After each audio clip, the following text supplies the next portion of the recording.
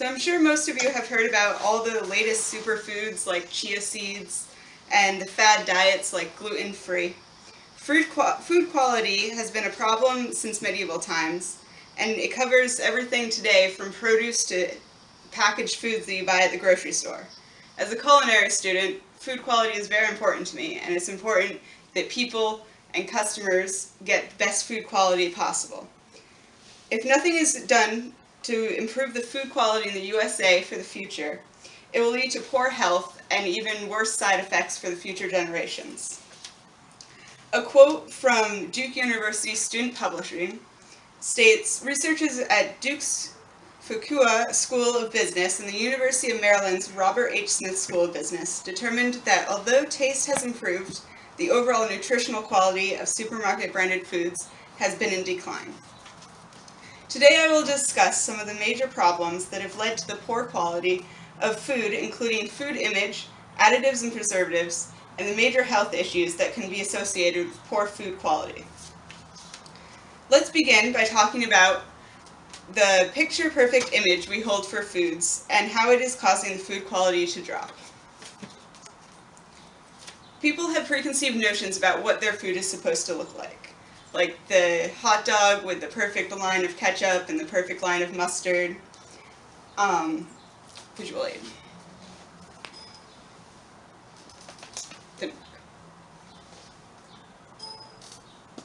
Damn it. Okay.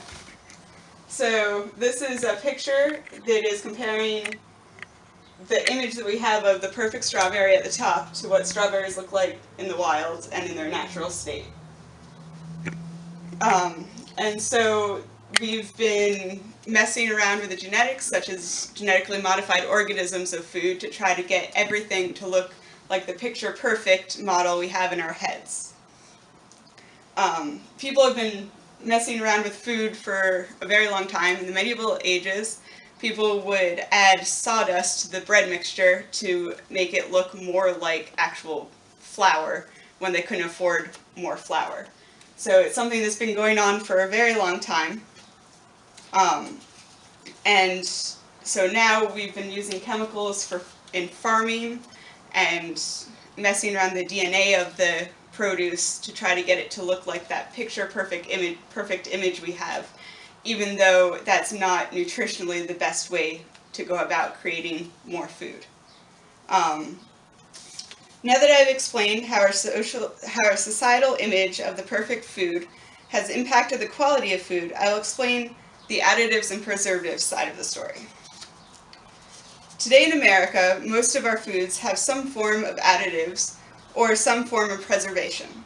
Some are harmless, like replacing the calcium in dairy, which is lost during the pasteurization process. Some are harmful to our health, such as potassium bromate.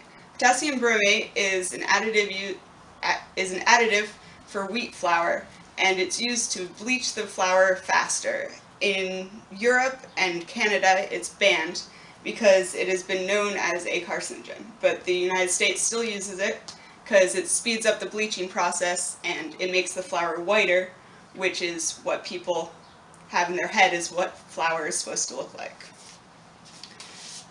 For processed foods, most processed foods have a lot of sodium in them, and some of them also have a lot of sugar.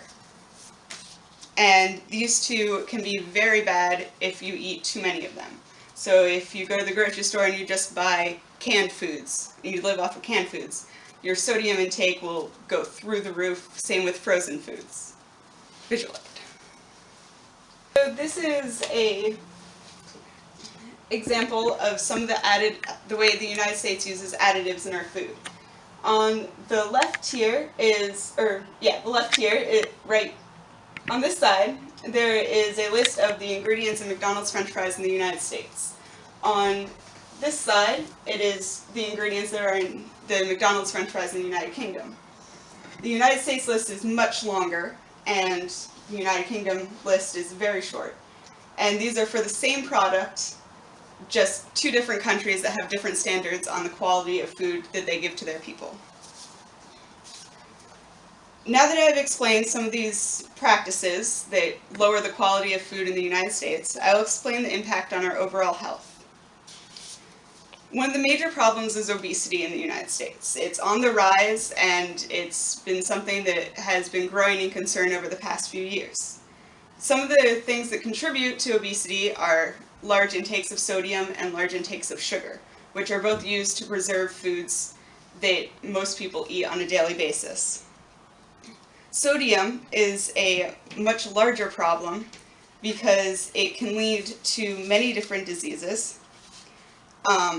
And here's a quote from Essential Nutrition for Chefs.